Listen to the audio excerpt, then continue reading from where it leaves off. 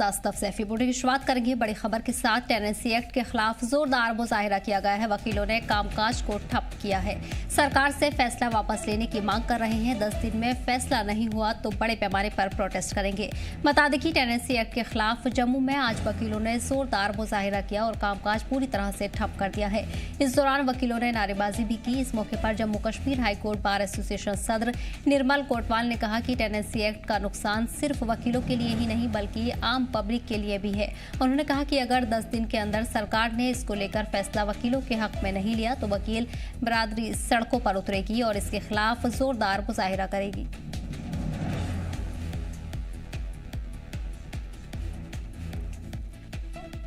इस दौरान आपको बता दें कि वकीलों की तरफ से आज जोरदार मुजाहिरा किया गया है। टेनेंसी एक्ट के खिलाफ भी मुजाहिरा किया गया है, जहां वकीलों ने अपने कामकाज को पूरी तरह से ठप कर दिया है। इसी के साथ सरकार से फैसला वापस लेने की मांग कर रहे हैं।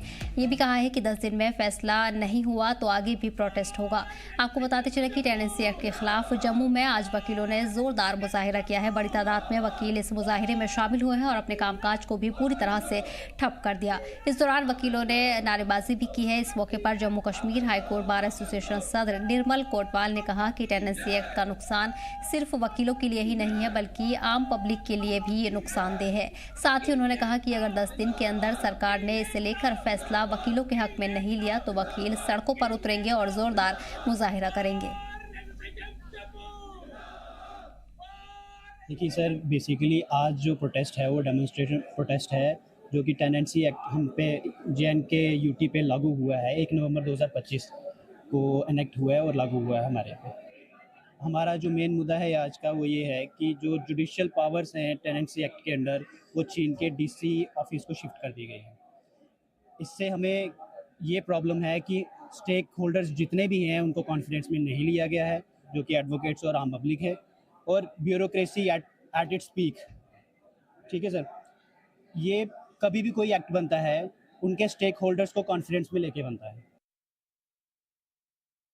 सर, जब यहाँ पे रजिस्ट्री का काम हुआ करता था, आप पता नहीं तब मीडिया में थे नहीं थे, 2019 की बात है सर। उस टाइम पे एक वकील क्या करता था, मिसलिनियस काम था रजिस्ट्री का। सुबह क्लाइंट आ जाते थे, सुबह के टाइम पे रजिस्ट्री करते थे, पेश हो जाते थे। शाम के टाइम उसको रजिस्ट्री मिल जाती थी। एक वकील अपनी नॉमिनल फीस या जो भी किसी वकील की फीस होती थी वो लेके अपने घर चला जाता था। आज के टाइम पे मुझे नहीं पता आप जानते हो या नहीं जानते हो, रजिस्ट्री ऑफिस अगर आप जाओगे, पहले डॉक्यूमेंट बनेगा, डॉक्यूमेंट साइन होंगे, डॉक्यूमेंट अपलोड होंगे। चलो वो तो डिजिटल इंडिया है, उसको हम सपोर्ट कर रहे हैं। उसके बाद क्या होता है, आप पता करिए रजिस्टर्ड डॉक्यूमेंट कितने दिन बाद मिलता है। 4 से 5 दिन कम से कम लगते हैं एक डॉक्यूमेंट, रजिस्टर्ड डॉक्यूमेंट जो होता है उसको मिलने। इतना टाइम क्यों लगता है? अगर हम यहाँ पे अपने दफ्तर में सुबह डॉक्यूमेंट रजिस्टर करा के शाम को ले लेते थे, इतना जुडिशियल वर्क होने के बाद भी सिविल मैटर्स लगते थे, क्रिमिनल मैटर्स लगते। SDM के पास क्या लगता है? कोई भी काम नहीं है। स्टिल रजिस्ट्री लेने में 1-1 हफ्ता लग जाता है, और वो भी खास कोई होगा दफ्तर जहाँ पे क्लर्क आपसे पैसा नहीं मांगेगा। अदरवाइज हमें तो पता है कि हर दफ्तर में पैसा चलता है, और ये बात आप भी हमसे बेहतर जानते हैं। हर पर खास जानकारी के लिए हमारे नुमाइंदे राही जुड़ गए हैं। राही, फिलहाल क्या कुछ अपडेट्स मिल रहे हैं? आज जोरदार मुजाहिरा वकीलों ने किया है और टेनेंसी एक्ट के खिलाफ भी मुजाहिरा किया जा रहा है। साथ ही उनका ये भी कहना है कि आने वाले वक्त में अगर फैसला वापस नहीं लिया जाता है तो वो और ज्यादा मुजाहिरा करेंगे, सड़कों पर उतरेंगे। लेकिन जानने वाली बात यह है कि आखिर क्यों इसकी मुखालिफत की जा रही है और कितनी तादाद आज वकीलों की देखने को मिली। देखिए सदफ, आज ये जो प्रदर्शन था, ये प्रदर्शन था जो 2025 टेनेंसी एक्ट जो आया है इसके खिलाफ प्रदर्शन था। और लगातार Jammu Kashmir high court bar association के तमाम जितने भी वकील हैं उन्होंने एक बड़ा प्रदर्शन किया, और इस प्रदर्शन में उन्होंने मांग रखी कि हम इस ये जो एक्ट लागू किया गया है ये जुडिशरी से छीन कर जो है ये ब्यूरोक्रेसी के हवाले किया गया है। तो उनकी ये डिमांड्स थी। तमाम जो यंग लॉयर एसोसिएशन है या बार एसोसिएशन, जो जितने भी उनके वरिष्ठ वकील थे या बाकी जो यंगस्टर वकील थे, उन्होंने इस चीज का एहतजाज किया और ये मांग की कि अगर 10 दिन के अंदर इस पर अगर सरकार इसको वापस नहीं लेती है या इस पर कोई विचार नहीं करती है तो हम सड़कों पर उतरेंगे, हम जोरदार प्रदर्शन करेंगे। आज का ये काम छोड़ो प्रदर्शन था। उन्होंने आज अपना वर्क भी जो है वो सस्पेंड रखा। तो लगातार उन्होंने ये विरोध किया और इसके साथ उन्होंने कई एलिगेशंस जो है वो ब्यूरोक्रेसी पर लगाए हैं कि जो ये जब इसका फैसला लिया गया, मतलब सरकार की तरफ से अगर इसका जब ये टेनेंसी एक्ट का लागू किया गया, तो उससे पहले उन्हें जो है वो कॉन्फिडेंस में लेना चाहिए था, चाहे वो आम पब्लिक थी या फिर जो एडवोकेट्स थे उन्हें लेना चाहिए था, वकीलों को लेना चाहिए था। तो इसको लेकर लगातार वो अपनी नाराजगी जता रहे हैं। आज भारी संख्या में, यानी सैकड़ों की संख्या में जो बार के जो वकील हैं, जो हाई कोर्ट में प्रैक्टिस करते हैं, वो एकत्रित होकर उन्होंने इसके खिलाफ प्रदर्शन किया और अपनी मांगों को उजागर किया।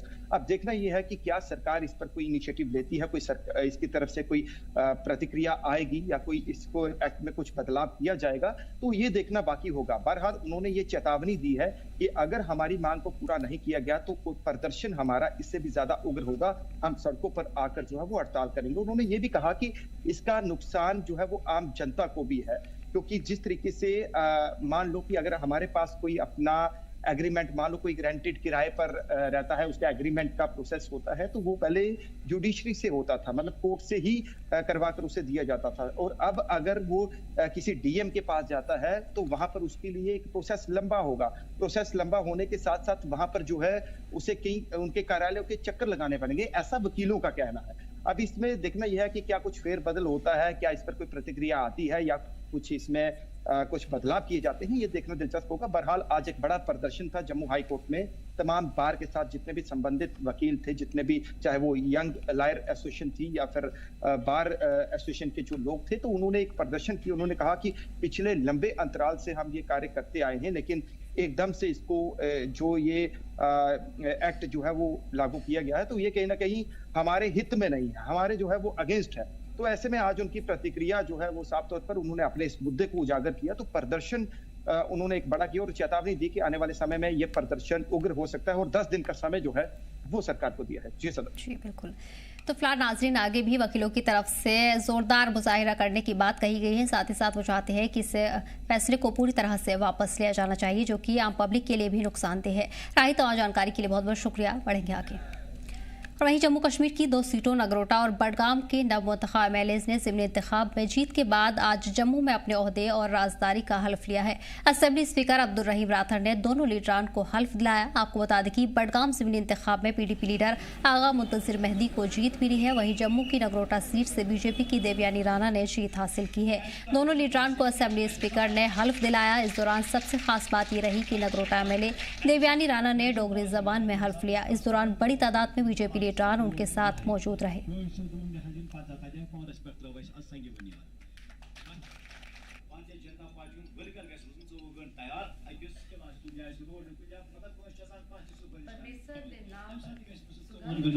आपको बता दें कि आज दोनों ही लीडरान ने अपनी हल्फ लिया है। साथ ही कई बीजेपी लीडरान भी इस मौके पर मौजूद रहे। नगरोटा और बडगाम के एमएलएज ने आज हल्फ लिया है। हल्फ बर्दारी तकरीब का इनेकाद किया गया था, जिसमें तमाम लीडरान शामिल हुए। देवयानी राणा और आगा मुंतज़िर मेहदी ने आज अपना हल्फ लिया है। इस दौरान आपको बता दें कि कई आला लीडरान भी इस मौके पर शामिल रहे हैं। जो हमने आज यहाँ एजेंट बुलाए, हमने उनको यही टास्क दी कि हर एक बूथ पे 10 यूथ होना चाहिए, क्योंकि एक बूथ 1 बूथ 10 यूथ वो हर एक बूथ पे काम करेंगे।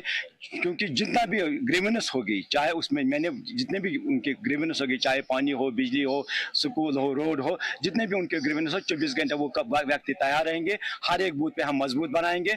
जब भी आइंदा इलेक्शन होगा, चाहे पंचायती होगा, यूएलपी होगा, जो भी पार्टी की तरफ से होगा, हम ग्राउंड लेवल पे मजबूत से मजबूत होंगे। रीजनल पार्टी को पूरा मैसेज है, क्योंकि जो रीजनल पार्टी के हेड है उन्होंने ये बोला कि भारतीय जनता पार्टी के एक व्यक्ति नहीं मिलेगा झंडा उठाने के लिए। आज उनको ये एक थप्पड़ है जो बडगाम लोगों ने एक दिखाकर 2600 वोट हमने यहाँ हासिल किए है। भारतीय जनता पार्टी ने हक दिया, भारतीय जनता पार्टी के हक में 2600 वोट लोगों ने दिया। हमें पता है कि ये हमने बीज डाला। आज इंशाल्लाह उम्मीद है कि 2600 से 26 लाख वोट बनेंगे। मैंने पहले भी कहा था कि भारतीय जनता पार्टी एक इतिहास बनाएगी चुनावों में। और देवयानी राणा जी, जिन्होंने देवेंद्र राणा जी की मृत्यु के बाद, उनके स्वर्गवास होने के बाद ये चुनाव लड़ा था, हम सब जानते हैं कि 25,000 के लगभग वोटों से उन्होंने जीतकर एक नया इतिहास बनाया था। और शपथ लेने के साथ साथ ही भारतीय जनता पार्टी के अब हमारे 29 जो हैं वो विधायक हो चुके हैं। मुझे सुनील जी के साथ, विक्रम जी के साथ और उनके परिवार के साथ उनकी शपथ सेरेमनी में भाग लेने का जो है वो मौका मिला है। मैं भगवान से यही प्रार्थना करना चाहता हूँ कि जो समय अभी लगभग 4 वर्ष का समय जो है वो बचा है, इस 4 वर्ष के अंतराल में उनके माध्यम से पार्टी का विस्तार भी हो, पार्टी भी आगे बढ़े और इसके साथ साथ लोगों की सेवा जिसके लिए वो चुनकर आई हैं वो भी सेवा करने में जो है हमेशा तक। और वहीं रियासी जिले के माहौरे रेसी सड़क के मसलोटे इलाके में जबरदस्त सड़क हादसा पेश आया। दरअसल हादसे में डंपर और टेम्पो की टक्कर हुई और इसमें 8 से ज्यादा लोग जख्मी हुए हैं। मकामी जराये के मुताबिक 2 लोग शदीद तौर पर जख्मी हुए जबकि 6 को मामूली चोटें आई हैं। जख्मियों को फौरन अरनास अस्पताल में इलाज के लिए भर्ती करवाया गया। वहीं हादसे की जाँच पुलिस और मुतल्लिक अफसरान कर रहे हैं। रियासी जिले से इस वक्त बड़ी खबर निकल के सामने आ रही है। आपको बताते चलें कि रियासी और मोहर सड़क मार्ग पर मसलोद के पास एक सड़क हादसा अभी भी पेश आया जिसमें 8 लोग गंभीर रूप से घायल हो गए हैं। आपको बताते चलें कि ये सड़क जो हादसा जो हुई एक डंपर और टेम्पो के बीच पेश आया। जो टेम्पो का नंबर है JK20C 5212 ये रियासी से मोहर की ओर जा रहा था और जो डंपर है JK20C जे मोहर से 8106 ये मोहर से रियासी की ओर आ रहा था और इन दोनों के बीच मसलोद के पास टक्कर हो जाती है जिसके चलते 8 लोग गंभीर रूप से घायल हो जाते हैं जिनको प्राथमिक उपचार के लिए जो कि नजदीकी जो CSC है अरनास में लाया गया है। वहां पर उन्हें प्राथमिक उपचार देने के बाद जो लोग 2 लोग जो गंभीर रूप से और घायल थे उनमें जो कि CSC जो डिस्ट्रिक्ट हॉस्पिटल रियासी में शिफ्ट किया गया है और इस पूरे मामले पर पुलिस ने अभी इन्वेस्टिगेशन भी जारी कर दी गई है। जी जम्मू कश्मीर लद्दाख के लिए रियासी से मेमन शर्मा। साबिक कैबिनेट मंत्री गुलाम हसन मीर ने आज टंगमर्ग में एक प्रेस कॉन्फ्रेंस को खिताब किया और हालिया दिल्ली हादसे पर सख्त अल्फाज में मसम्मत की। उन्होंने व्हाइट कॉलर दहशतगर्द की मिसाल बताई। सहाफियों से बातचीत में गुलाम हसन मीर ने एजुकेटेड नौजवानों के इंसर्जेंसी की ओर बढ़ते हुए रुझान पर तशवीश का इजहार किया। उन्होंने कहा कि दीगर जगहों पर हुए हादसात के लिए मासूम कश्मीरी अवाम को सजा नहीं देनी चाहिए। इंसानी जानें तलफ हुई, इसकी जितनी भी मजम्मत करें वो कम है। इससे एक नया क्ल्यू मिलिटेंसी का मिलता है कि अब मिलिटेंसी में वाइट कॉलर लोग, पढ़े लिखे लोग शामिल हो गए हैं और इससे रेडिकलाइजेशन का जो अंसर है इसमें पाया जाता है। जहां हम इसकी मजम्मत करते हैं और चाहते हैं कि ऐसे एलिमेंट्स सर न उबारें, लेकिन हमारी हुकूमत हिंद से गुजारिश है कि जिन्होंने जुर्म किया हो या जो इस जुर्म में मुलविस हों उनके खिलाफ कार्रवाई लाजमी, लेकिन जम्मू व कश्मीर इस मुल्क का एक हिस्सा है। इसके नाते जम्मू कश्मीर के लोगों का तिजारत, कॉमर्स, एजुकेशन हर सतह पे एक राबिता है मुल्क के हर हिस्से के साथ। वहीं दिल्ली हमले में कश्मीरियों के शामिल होने पर अफसोस का इजहार किया। उन्होंने कहा कि ऐसे मामलों में शामिल लोगों के खिलाफ सख्त कार्रवाई होनी चाहिए। जो भी लोग ऐसे वाक़यों में इन्वॉल्व होते हैं, they are not to be freed. उनको किसी भी तरीके से छोड़ा नहीं जाना चाहिए। They are not to be spared. जिनके कारण इतना तशद्दुद का वातावरण बना है, कितने लोग हमारे बीच में नहीं रहे, कितना नुकसान हो सकता था। और आप मानकर चलिए कि इसके पीछे जो लोग भी हैं, चाहे वो सीधे तौर पर इन्वॉल्व हैं, चाहे वो OGWs हैं, चाहे वे कोई भी हैं, उनकी इन्वॉल्वमेंट अगर प्रकट होती है तो सख्त से सख्त सजा जो है उनको मिलनी चाहिए। इस मौके पर उन्होंने होने वाले राज्यसभा कार्यवाही पर कहा कि लोगों ने मुझे जिस उम्मीद से राज्यसभा के लिए चुना है, मैं कोशिश करूंगा कि लोगों के मसाइल पार्लियामेंट में उठा सकूं। जम्मू कश्मीर की तरफ से मैं चुना हुआ राज्यसभा का सदस्य हूं। जम्मू कश्मीर के उत्थान के लिए, जम्मू कश्मीर में एक शांति का माहौल बने, एक अच्छा वातावरण बने, उचित वातावरण बने, इसी के लिए मुझे काम करना है। और 6 वर्ष के अंतराल में मैं यहाँ के लोगों की सेवक बनकर जो है वो सेवा कर। पुलवामा जिले के हाजीपुरा टैंकपुना इलाके में मंजूर अहमद कुमार के 2 मंजिला रिहायशी मकान में शदीद आग लगने का मामला पेश आया। आग ने घर को पूरी तरह तबाह कर दिया। आग पर फायर और इमरजेंसी सर्विस, इंडियन आर्मी की 55 RR unit, Jammu Kashmir police और मकामी लोगों की कड़ी मेहनत से काबू पाया गया और आग को मजीद फैलने से रोका गया। मकामी लोगों ने आग लगने की वजह इलाके में खराब बिजली इंफ्रास्ट्रक्चर को बताया। उन्होंने कहा कि ट्रांसमिशन लाइनें आरजी लकड़ी के खंभों से बंधी हैं और घरों के पास से गुजरती हैं, जो कभी कभी जानलेवा साबित हो सकती हैं। उन्होंने महकमे से कई बार सुधार की मांग की थी, लेकिन परेशानी अब तक बनी हुई है।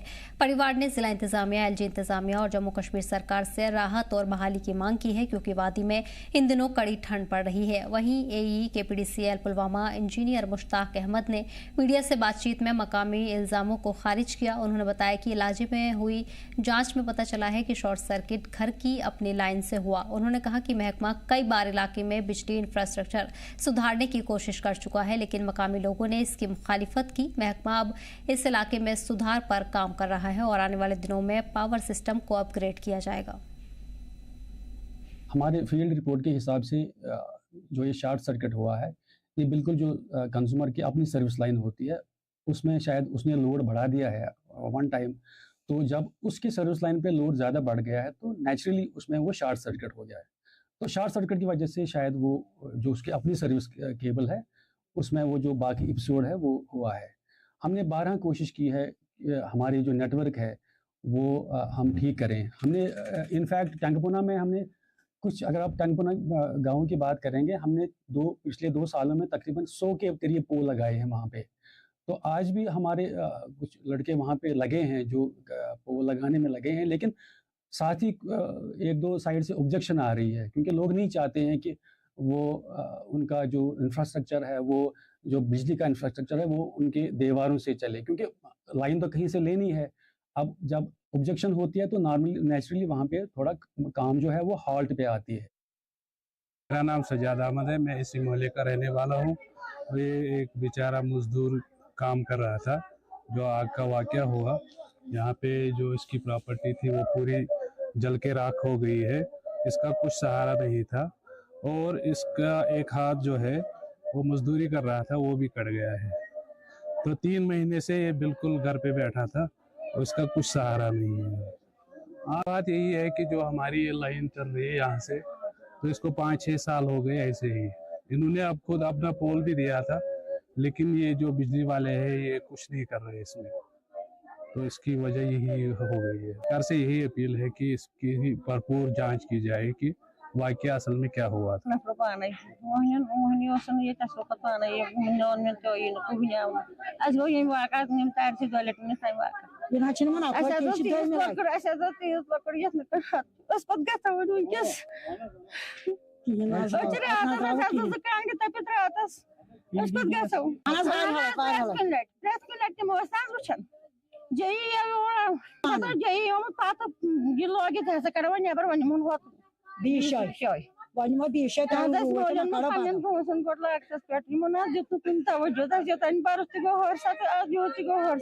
बजाय लाइट या PD डिपार्टमेंट वाले 2 वरी वालान कि या दीता योर पोल अत लकड़ी तुम हेकि वुचित वह लकड़ी पोलन पे तम तार अलवंद यु 6 बजे लाइट आए अतन राय टास 3 ये अति गो शॉर्ट सर्किट तो ये लगे नार 2 मिनट लगे नार दिनस कहें।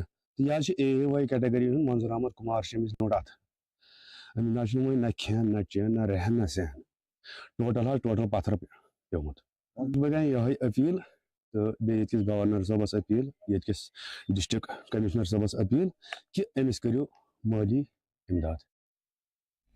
बारामूला के टंगमर फॉरेस्ट डिवीजन के कंपार्टमेंट नंबर 49 में आग लगने से कई पेड़ जल गए। हादसे की इत्तला मिलते ही फायर सर्विस, फॉरेस्ट मुलाजिमीन, आरजी मजदूर, DFO और रेंज ऑफिसर हादसे की जगह पर पहुंचे और आग पर काबू पाया गया।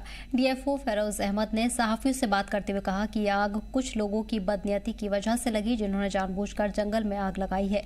उन्होंने मकामी लोगों से आग जलाने से बचने की अपील की है और वार्निंग दी है कि अगर कोई कसूरवार पाया गया तो उसे कानून के मुताबिक सजा दी जाएगी। DFO ने यह भी बताया कि कुछ दिन पहले हमारे डिविजनल फॉरेस्ट ऑफिसर की बिल्डिंग भी आग की भेंट चढ़ गई थी। उन्होंने टंगमर सब डिस्ट्रिक्ट के लोगों को पैगाम दिया कि फिलहाल उनका office range office building Tangmar में ट्रांसफर कर दिया गया है। देखिए जो ही हमने ये इन्फॉर्मेशन रिसीव हुई कि आग नमूदार हुई है यहाँ, तो मैं अपनी टीम को लेके यहाँ पे स्पॉट पे खुद आ गया था देखने के लिए। तो जब हमने देखा थोड़ा आग ज़्यादा है तो फिर हमने फायर एंड सर्विस इमरजेंसी की हेल्प ले ली। तो अभी 80% हमने कंट्रोल कर लिया है। अब ग्राउंड फायर थोड़ा सा है तो वो भी हम जल्दी कवर करके इसको आग को बुझा देंगे हम। देखिए हमने इस बारे में ऑलरेडी एडवाइजरीज सारे रेंज ऑफिसर्स ब्लॉक ऑफिसर्स को दे रखी है कि किसी तरह का भी जो कोल बनता है फील्ड जंगलों के अंदर उसको रोका जाए, और किसी जो भी इसमें मुलविस पाया जाता है जो जंगल के अंदर आग जिसकी वजह से नमूदार हो जाता है उसके बाद उसके खिलाफ बाज़ाब्ता जो भी फॉरेस्ट एक्ट में कार्रवाइयाँ हैं वो आप शुरू कर सकते हैं। हाँ अभी मेरा जो है अभी कैंप ऑफिस जो है अभी फ़िलहाल हमने रेंज ऑफिस जो गुलमर्ग है हमारे उनके ऑफिस में मैं अवेलेबल हूँ, तो जिसको भी हमें डिवीज़न ऑफिस में कोई भी काम होगा तो वहाँ आ जाए, तो इंशाल्लाह जो भी उनकी प्रॉब्लम होगी हम उधर सॉर्ट आउट कर लेंगे। अस्सलाम वालेकुम नाजरीन, आप देख रहे हैं जी जम्मू कश्मीर लद्दाख में आपका मेज़बान गौहर मलिक। आज सुबह टंगमर्ग फॉरेस्ट डिवीजन में आग नमूदार हुई।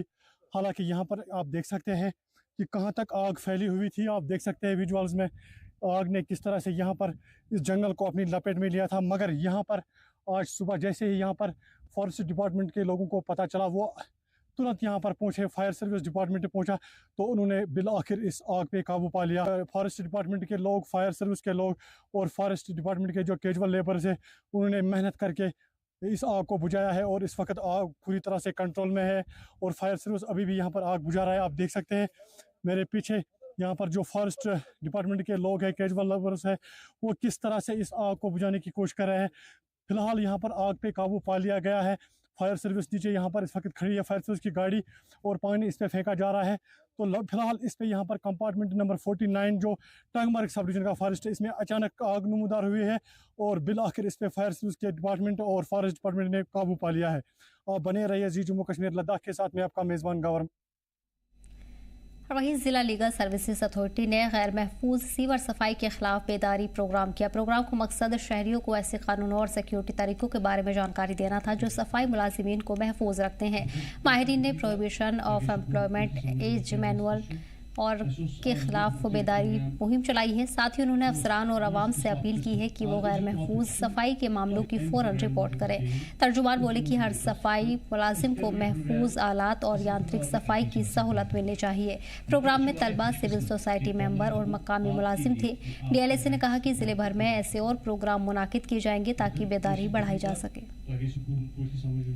आज शोपियान में आए थे जहाँ पे हमें Balram versus union of India की जानिब से हमें एक अवेयरनेस कैंप ऑर्गेनाइज किया, जो कि हमें chief executive officer Shopian municipal council की जानिब से चिट्ठी आई थी कि आप इसके बारे में जो मैनुअल स्कैवेंजिंग होती है उसके बारे में लोगों को आगाह करें। जो भी हमारे यहाँ पे जो सफाई कर्मचारी भाई हैं उनके सामने हमें आज इस बात का पूरा उनको समझाया कि उनके क्या राइट्स है और जो मैनुअल स्कैवेंजिंग है ये पूरी तरह बैन है पूरी इंडिया में। ना कोई प्राइवेट कॉन्ट्रैक्टर करा सकता है और ना ही म्यूनसिपल कमेटी या कोई अथॉरिटी करा सकती है। इसमें 100% मैकेनाइजेशन करानी है। इसलिए हमने आज ये बेदारी प्रोग्राम यहाँ पे ऑर्गेनाइज किया जो कि टाउन हॉल शोपियान में ऑर्गेनाइज हुआ।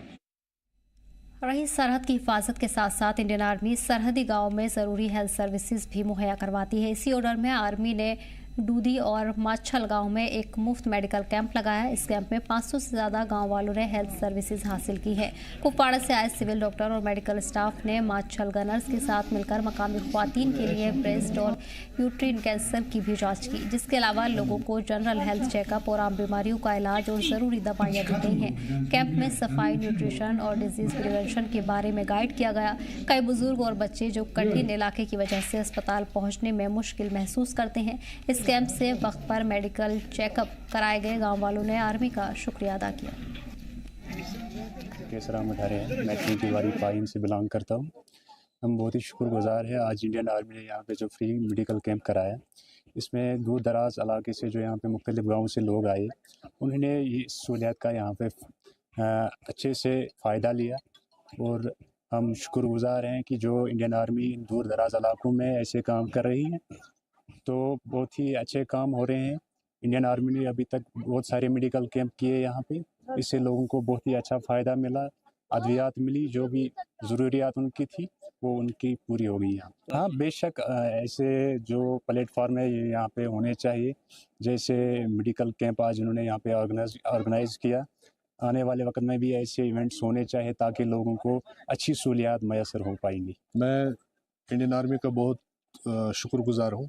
पूरे मच्छल वैली के लोगों की तरफ से मैं इनका बहुत बहुत शुक्रिया अदा करता हूँ, क्योंकि ऐसे फार फ्लंग एरिया में जहाँ लोगों को कुफवारा जाना पड़ता है, 60 किलोमीटर दूर तक जाना पड़ता है एक सर्जन के लिए, एक जैसे छोटे दांत के दवाई के लिए उनको जाना पड़ता है, लेकिन फौज ने इनको क्या डोर पर ही ये सुविधा ये रखी है, एक सर्जन की भी और एक आज के यहाँ पे हर साल में बहुत बार यहाँ पे मेडिकल कैंप होता है फौज की तरफ से, लेकिन आज जो शिफ्ट था इसमें एक सर्जन को रखा गया था और एक डेंटिस्ट को रखा गया था सर। तो बहुत शुक्रगुजार है हम। जो मेडिकल कैंप आज यहाँ पे इंडियन आर्मी ने इनिशिएटिव लिया, बहुत ही अच्छी बात है। खासकर जो ये far flung LOC border area मसल है सर, यहाँ पे अगर हम हेल्थ की बात करें तो हेल्थ फैसिलिटीज़ बिल्कुल यहाँ पे किल्लत है, अक्सर रहती है यहाँ पे। तो इंडियन आर्मी का हम शुक्रिया अदा करना चाहेंगे, उन्होंने ऐसा इनिशिएटिव लिया, यहाँ पे मेडिकल कैंप को ऑर्गेनाइज़ किया सर। बिल्कुल सर, यहाँ पे 6-7 महीने यहाँ पे कट ऑफ रहता है ये बाकी एरिया से, डिस्ट्रिक्ट से, तो ऐसे मेडिकल कैंप्स होने चाहिए ताकि जो गरीब लोग हैं सर, जो एफर्ट नहीं कर सकते हैं मेडिसिन को, और उनके लिए अच्छी बात है। और ख़ासकर जो गरीब लोग हैं सर, जो यहाँ से बाहर जा नहीं सकते हैं, जिनके पास इतने पैसे नहीं होते हैं कि यहाँ से बाहर जाके अपना ट्रीटमेंट करवाएं, उनके लिए एक अच्छा कदम है सर। इंडियन आर्मी का हम इसके लिए तहे दिल से शुक्रिया अदा करना चाहेंगे। शुक्रगुजार हूँ यहाँ की आर्मी का जिन्होंने ये कैंप किया, जो कि शहर श्रीनगर से काफ़ी दूर है, बॉर्डर एरिया में है बिल्कुल।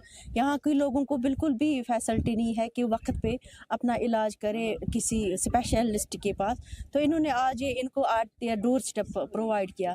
यहाँ पे ख़ास करके ब्रेस्ट स्क्रीनिंग और सर्वाइकल कैंसर के रिलेटेड ये कैंप था, जो कि आज हमने यहाँ किया, जो कि काफ़ी सक्सेसफुल रहा।